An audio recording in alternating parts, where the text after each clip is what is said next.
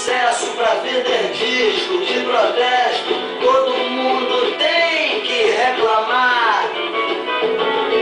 Eu vou tirar meu pé da estrada e vou entrar também nessa jogada. E vamos ver agora quem é que vai aguentar.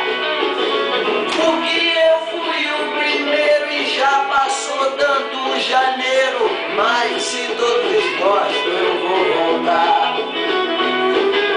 Tô trancado aqui no quarto de pijama porque tem visita estranha na sala. Aí eu pego e passo a vista no jornal.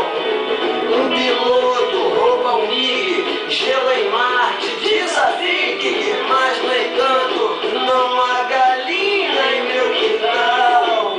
Compro móveis estofados, me aposento com saúde pela assistência social. Dois problemas se misturam, a verdade do universo é a prestação que vai vencer. Entro com a garrafa de bebida enrustida porque minha mulher não pode ver. Ligo o rádio e ouço um chato que me grita nos ouvidos: pare o mundo que eu quero vencer. Há livros na minha estante que nada dizem de importante, servem só pra quem não sabe ler. E a empregada me bate a porta, me explicando que tá toda torta e que já não sabe o que vai dar pra mim comer.